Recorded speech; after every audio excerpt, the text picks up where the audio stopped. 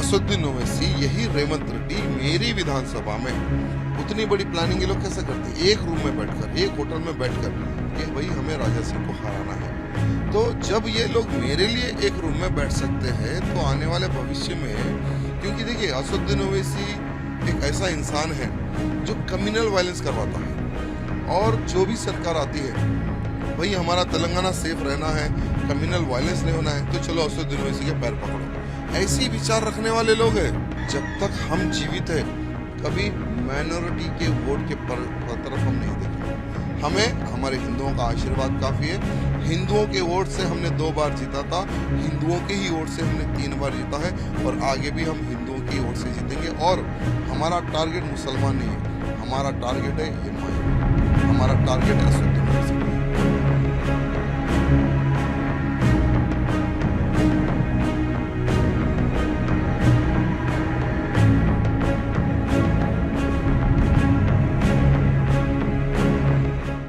तेलंगाना में बीजेपी ने vote share के हिसाब से बढ़त जरूर बनाई है, लेकिन वहीं अगर बात करें बीजेपी के एक ऐसे चेहरे की जो हमेशा काफी चर्चे में रहते हैं, हम बात कर रहे हैं टाइगर राजा सिंह की, जो कि तीसरी बार हैट्रिक लगा चुके हैं। हमारे साथ खुद जुड़ रहे हैं।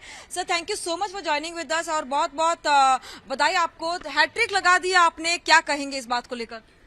पहले तो मैं मेरी गोशामेल विधानसभा की जनता को कोटि कोटि प्रणाम एवं धन्यवाद प्रकट करता हूं, जिन्होंने पैसों के लालच में नहीं आकर हमें राजा सिंह ही चाहिए, हमें भारतीय जनता पार्टी ही चाहिए, उतनी अच्छी सुंदर सोच रखकर तीसरी बार भी मुझे जिताया है। जिताने के लिए उनको हृदय से धन्यवाद प्रकट करता हूं, और साथ ही साथ मुझे हराने के लिए केसीआर की पूरी ताकत, एमआईएम की पूरी ताकत एवं कांग्रेस की पूरी ताकत लग चुकी थी। यहां तक कि जहां जहां पर बूथ थे 135 बूथों में जानबूझकर माइनॉरिटी महिलाओं को बिठाया गया, माइनॉरिटी जेंट्स को बिठाया गया, पोलिंग लेट करवाई गई। यानी जो कोई भी व्यक्ति वोट डालने जाता था, महिला हो या पुरुष हो, उनका वोटर आईडी कार्ड चेक करने के लिए 3-3 मिनट लगाते थे। हर प्रकार से उन्होंने योजना की, हर प्रकार से, लेकिन भगवान का, गौ माता का इतना बड़ा आशीर्वाद रहा, सभी उनके षड्यंत्र फेल हुए और 21,000 से ज्यादा मेजोरिटी से मेरी जीत हुई। और 3 ईवीएम मशीन भी खराब हो चुकी, उसमें लगभग 2,000 वोट थे, और वो पूरे के पूरे मेरे ही, यानी जहां पर जो कट्टर बीजेपी वाले जो क्षेत्र होते हैं ना, वहां के ही 3 ईवीएम मशीनों को भी शायद पता नहीं कहां डिस्टर्ब हुआ, लेकिन वो टोटली 3 ईवीएम मशीन खराब हुई, तो भी देखिए इतनी बड़ी मेजोरिटी से मेरी जीत हुई।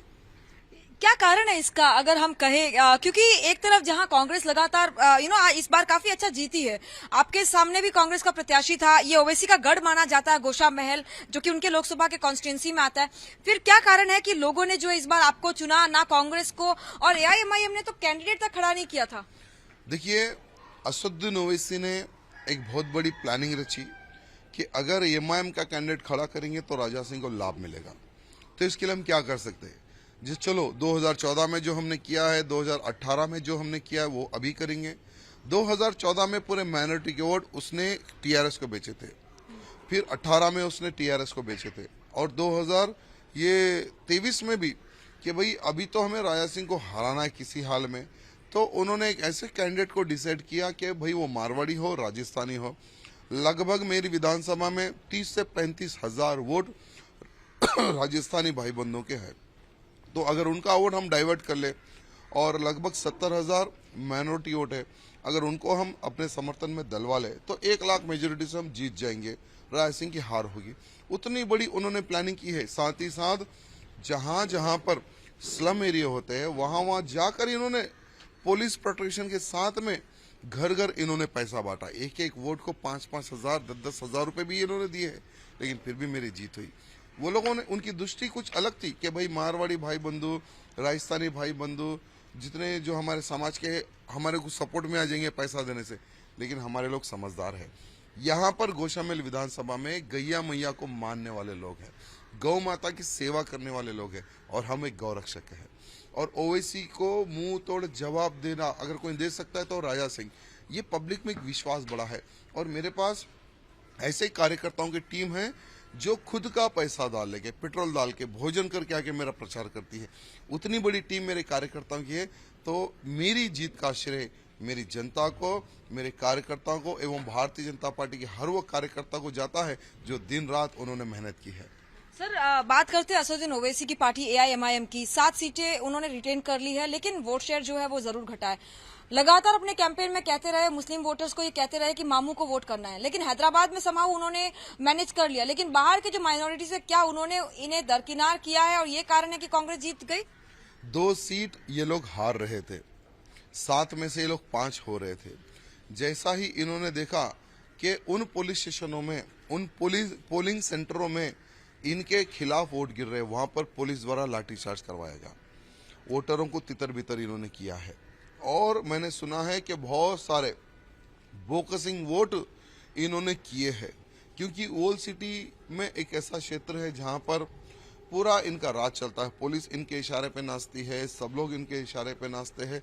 तो जहां जहां ये लोग हार रहे थे वहां पर इन्होंने पोलिंग बूथों पर कब्जा करके कांग्रेस के कार्यकर्ताओं पर, बीजेपी के कार्यकर्ताओं पर लाठी चार्ज करवा के इन्होंने जीता है। नहीं तो ये 7 के लोग 5 हो जाते थे।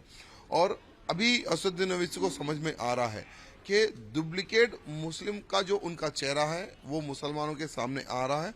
मैं समझता हूँ आने वाले चुनाव तक इनको बहुत बड़ा नुकसान हो सके। अब देखिए, अब सत्ता बदल गई ना, तो अभी ओवैसी के भी तेवर बदल जाएंगे। कल तक जो केसीआर के पैर पकड़ के कहता था कि स्टीयरिंग तुम्हारी मेरे हाथ में है, अब वो रेवंत रेड्डी के पैर पकड़ेगा और पूरा का पूरा कब्जा वो कांग्रेस पे करेगा और कांग्रेस से पैर पकड़ के वो बोलेगा कि हम कांग्रेस के साथ। लेकिन रेवंत रेड्डी को तो वो खुद आरएसएस अन्ना बोलते हैं।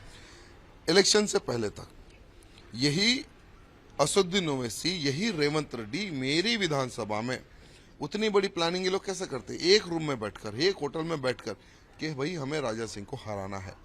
तो जब ये लोग मेरे लिए एक रूम में बैठ सकते हैं तो आने वाले भविष्य में, क्योंकि देखिए असदुद्दीन ओवैसी एक ऐसा इंसान है जो कम्युनल वायलेंस करवाता है, और जो भी सरकार आती है, भाई हमारा तेलंगाना सेफ रहना है, कम्युनल वायलेंस नहीं होना है, तो चलो असदुद्दीन ओवैसी के पैर पकड़ो। ऐसी विचार रखने वाले लोग हैं, ऐसी विचारधारा रखने वाले लोग। इसलिए असदुद्दीन ओवैसी भी क्या है, जो सरकार रहती है उसके पैर पकड़ के आगे बढ़ता है। तो अब इलेक्शन हो गया, इलेक्शन तो हो गया। आज रेवंत रेड्डी शायद ओथ भी ले रहा है और आज के बाद आप देख लेंगे कि असदुद्दीन ओवैसी बोलेगा कांग्रेस जिंदाबाद। कांग्रेस की जीत में एक बड़ा फैक्टर एम फैक्टर माना जा रहा है, मुस्लिम फैक्टर को ज्यादा माना जा रहा है, लेकिन दूसरी ओर उनका सॉफ्ट हिंदुत्व कार्ड भी देखा जाता है। इसे आप किस तरह से देखते हैं? सॉफ्ट हिंदू वाला कार्ड तो हमने देखा नहीं, लेकिन यहाँ पर जो भी सरकार जिसकी बनती है वो एम फैक्टर को ही ज्यादा महत्व देती है।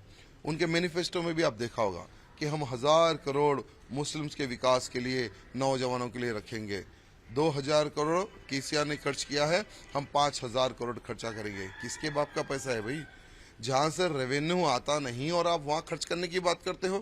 पुराना शहर जहां पे हैदराबाद पार्लियामेंट है, मेरी विधानसभा छोड़कर 6 विधानसभाओं से कोई रेवेन्यू म्युनिसिपल कॉर्पोरेशन को नहीं आता, कोई रेवेन्यू नहीं, 0 रेवेन्यू, और वहां आप 2-2 हजार खर्च करने की बात करते हैं।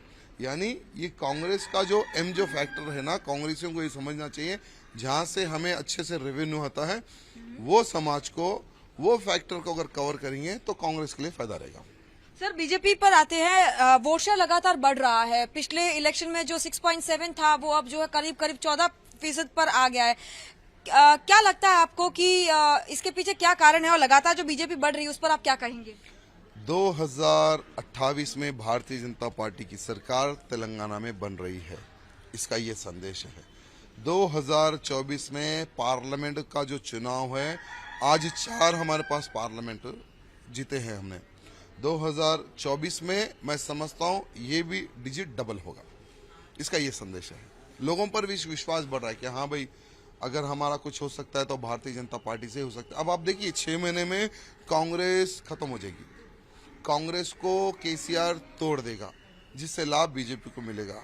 और तेलंगाना की जनता, ठीक है, आज जो उन्होंने जो फेक जो मैनिफेस्टो डिक्लेयर किया था कांग्रेस के द्वारा कि हम ये कर देंगे, हम वो कर देंगे, गैस देंगे 500 में, 200 यूनिट बिजली का बिल हम फ्री कर देंगे, ठीक है, उनके ट्रैप में जनता आ चुकी है। लेकिन जैसे कर्नाटक में जनता ने समझ चुका है कि टोटली ट्रैप था, वैसे तेलंगाना की जनता समझ जाएगी कि ये ट्रैप है और फिर देखेगी बीजेपी की ओर। तो इससे हमें बहुत बड़ा लाभ मिल सकता है। सर, कट्टीपल्ली वेंकटरमना रेड्डी की बात करते हैं, जिन्होंने जो है डबल धमाका एक तरह से किया बीजेपी के लिए, एक तरफ केसीआर, दूसरी तरफ रेवंत रेड्डी को हराकर, इसे क्या कहेंगे? भारतीय जनता पार्टी के ऐसे कई विधायक है जिन्होंने बहुत अच्छी जीत हासिल की है, और वेंकट रेड्डी की अगर हम बात करें तो उन्होंने ऐतिहासिक जीत रची है, यानी 2 के 2 मुख्यमंत्री कैंडिडेटों को उन्हें हराया है। यानी देखिए जनता का कितना गुस्सा है केसीआर के ऊपर और कांग्रेस के ऊपर। कुछ जगहों पर इनका जो फेक जो मैनिफेस्टो था वो चल गया, लेकिन बहुत जगहों पर इनका मैनिफेस्टो फेल हुआ, जिसके कारण 7 सीटों पर हमें लाभ मिला है। और आगे भी आप देखेंगे 6 महीने में इनका असली चेहरा जनता जानेगी और भारतीय जनता पार्टी की ओर देखेगी। एक आखिरी सवाल, इलेक्शन के दौरान बार बार आप पर यह आरोप लगते रहे हैं कि माइनॉरिटी पर जिस तरह के आपके भाषण रहते हैं, जिस तरह की आपकी बयानबाजी रहती है, इसी से जो है आपकी दुकान चलती है। ये सिर्फ कई नेताएं जो हैं वो लगातार बोलते रहे हैं, इसको लेकर आप क्या कहेंगे? इस गौशाला में आप लोगों ने देखा होगा कितने की गौएं हैं, लगभग 3000 गौ माताएं इस गौशाला में है। यहाँ पर आधी गौ माताओं को हमने कसाईयों से लड़कर छुड़वाया है, एमआईएम के गुंडों से लड़कर हमने छुड़ाया है। और आज आपके चैनल से मैं फिर एक बार दावा करता हूँ, जब तक हम जीवित है कभी माइनॉरिटी के वोट के तरफ हम नहीं देखेंगे। हमें हमारे हिंदुओं का आशीर्वाद काफ़ी है। हिंदुओं के वोट से हमने 2 बार जीता था, हिंदुओं के ही वोट से हमने 3 बार जीता है, और आगे भी हम हिंदुओं की वोट से जीतेंगे। और हमारा टारगेट मुसलमान नहीं है, हमारा टारगेट है एमआईएम, हमारा टारगेट है असदुद्दीन ओवैसी। जब तक ये एमआईएम को हम खत्म नहीं कर देंगे तब तक हम चैन से नहीं बैठेंगे। सांसद बनने पर नजर रहेगी अब, क्योंकि लोकसभा इलेक्शंस भी आ रहे हैं। देखिए कौन व्यक्ति क्या बनेगा, विधायक बनेगा या सांसद बनेगा, कौन व्यक्ति कहां से चुनाव लड़ेगा, ये हम नहीं, केंद्र डिसाइड करता है, और जो पार्टी बोलेगी हम उसको फॉलो करेंगे। चलिए, तो राजा सिंह सीधे तौर पर अपने विक्ट्री को लेकर जो काफी खुश और हैट्रिक जो है लगाने पर काफी खुश दिखाई दे रहे हैं, और आज गौशाला में आकर जो इन्होंने यहाँ पर गौ माता की पूजा भी की है।